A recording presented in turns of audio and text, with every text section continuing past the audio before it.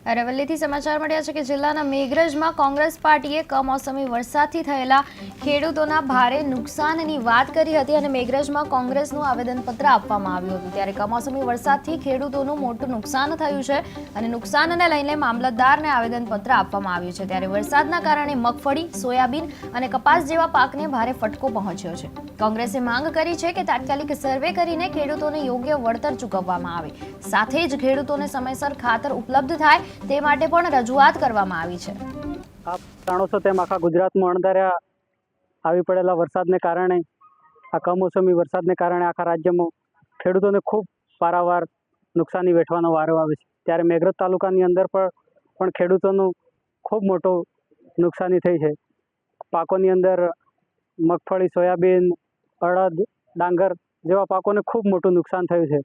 ત્યારે આજે તાલુકા કોંગ્રેસ સમિતિ વતી મામલતદારને આવેદનપત્રો પાઠવી અને અમારી માગણી છે કે તાલુકામાં યોગ્ય સર્વે થાય અને જે ખેડૂતોને નુકસાન થયું છે એમને યોગ્ય વળતર મળે। સાથે સાથે માવઠાના મારથી તો આ ખેડૂત જગતનો તાત પરેશાન છે જ, પણ અમારા મેઘરજ તાલુકામાં એક મોટી સમસ્યા ખાતરની છે। જ્યારે વાવણીનો સમય આવતો છે ત્યારે ખાતરની અછત ખૂબ મોટી સર્જાતી હોય છે। ત્યારે ખેડૂતો આખો દિવસ ભૂખ્યા અને તરસ્યા સવારથી લઈને સાંજ સુધી ખેડૂતો ખાતરની લાઈનોમાં ઊભા રહ્યા।